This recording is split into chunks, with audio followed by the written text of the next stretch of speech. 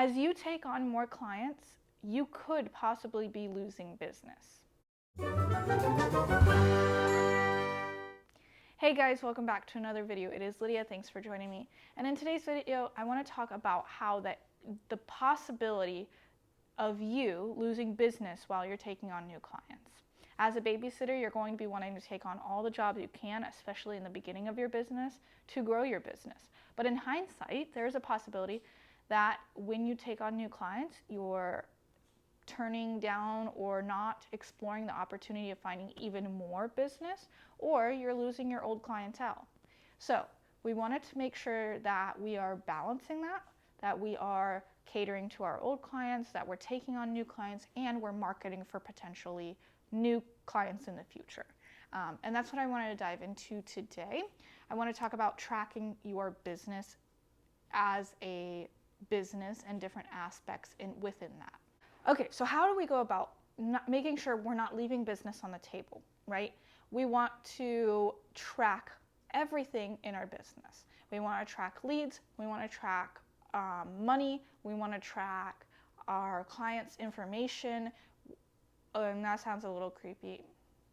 We're not tracking clients, we're taking info in from them. So all of that together can strongly impact how you delegate to your old clients, onboard these new clients, and set yourself up to get potentially future clients as well. So tracking income, let's go over that real quick. You want to track your money, who you're babysitting for, when you're babysitting for them, the times, the amount, the type of money that's coming in. You want to be very thorough about where your money's coming from, how much people are paying you, because then you can weed out those who are underpaying you, or you can confront them and say, hey, I've been noticing the last 3 jobs you've been underpaying me. I just want to bring this to your attention and make sure you understand that my rate is actually X amount. Because sometimes as babysitters, we just take that cash, right, and put it in our pocket because we feel awkward to count it out in front of them, and then we walk away and we don't realize that we were truly underpaid. But this way, if you're tracking it, you can go to them and show them, you're underpaying me, right? So that's a big thing right there, that you're losing money just because one of your clients either doesn't know your rate or doesn't care about your rate and is just giving you whatever because you're not counting it right there to make sure that it's truly the amount that you're owed. So that can save you money. But also tracking it to see who is your biggest tipping client, right? So when we get overpaid, I look at it as tipping, right? Now, if it's over an X amount of dollars, I do go back and say to them, like, hey, I just want to make sure that you aren't overpaying me. My rate was X amount, so you only owed me this much. You actually paid me this much. Was this supposed to be a tip, or did you just not know my rate, right? Because if it's $100 extra, you want to make sure that you're making them aware that that's actually what they're spending. But it is also good to go back. If you get 2 offers to babysit on a Saturday night, you can compare those clients, right, and see, okay, well, who's my biggest tipping client? Who's going to make me the biggest money? Or you can also think in the idea of who has shared my name more often, who has done me more favors in my business, and you can go that route as well. So tracking your money can be very, very useful.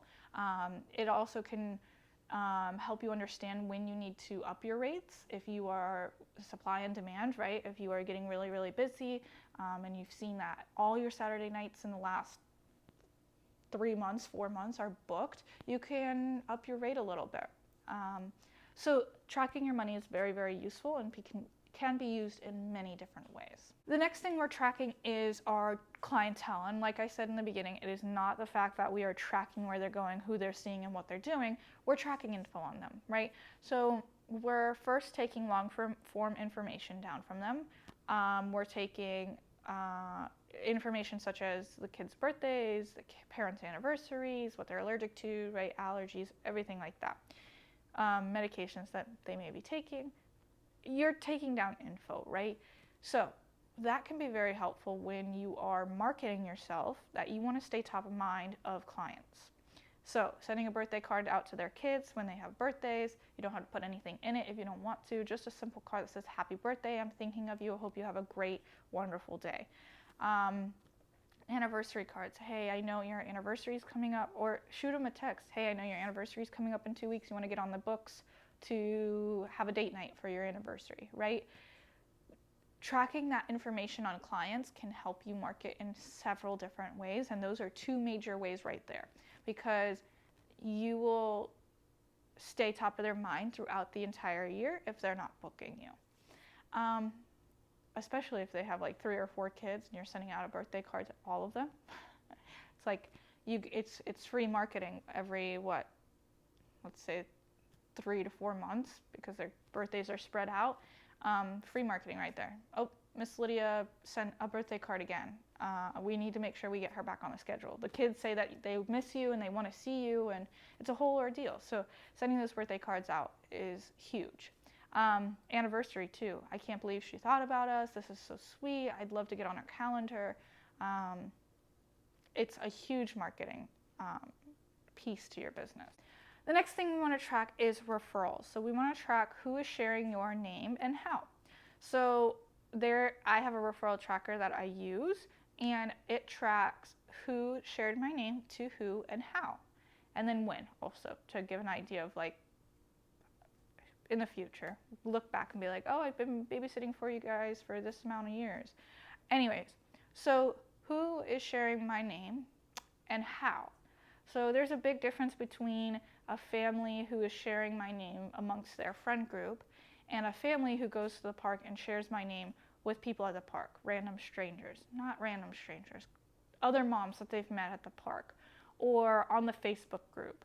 So there is different ways that my name and number could be shared, and it's important to know where other clients are coming from, because well, it can be an icebreaker when you get to that house. So how do you know so-and-so? I heard you got my name and number from so-and-so. I love that family. They're such great kids, whatever, blah, blah, right? But you also can go back and thank the family that shared your name. So sending them a thank you card. Hey, I appreciate you sharing my name so much. It means a lot to me in my business. I just want you to know that I appreciate you, right? And then after so many times that they share your name, send them something in that card. So whether it be a $5 gift card to a coffee, or 2 hours or an hour free of babysitting, whatever it may be, but after so many times, you send them a gift, right? And it encourages them to share your name with more and more people and clients. So I mentioned tracking how they were sharing my name and number, right? Whether it be in their friend group or at the park or on a Facebook page. It's why it's important for me to understand that is it gives me an idea of how cautious I should be with this family, and going back to looking for red flags. So if the Smith family sent my name and number to someone within their friend group, I'm not going to be as worried as if they shared my name through a Facebook page. I know that these families hang out a lot. I know the kids hang out a lot. Therefore, there's a lot of similarities within those families. I found that families hang out with families who somewhat discipline the same and parent style the same. So if my name and number is shared through a Facebook page and these families don't really know each other, I want to be more cautious when I go to meet this family and look for those red flags of, is this a right family to babysit for? Is this a good fit for me as a babysitter with these kids? So that's why it's important for me to understand how they shared my name and number, and in what process did that they go through to find me, right? The new client. I have a bunch of forms that I have created that helps me do all of this that I've already talked about in my business. So I have a birthday tracker for the kids, an anniversary tracker. I have long information forms that I keep information on, that I have the families update every 6 months. This way that it is physically written down somewhere, and I'm continuously looking back at that to use that as a reference when I go to market or when I go to do different things. It's easier to track it physically on paper, and so I've created forms that help you do that. So you can check that out. I'll leave a link down in the description below. Tracking your business will help you identify your slow seasons as well. It is very, very important that you're going to be continuously marketing your business, but that doesn't mean that the amount of marketing may always be the same. In your fast-paced seasons, the ones where you're getting booked often, you may not have to market as hard as if you were in your slow season, when there's not a lot of bookings, people are on vacation or doing whatever.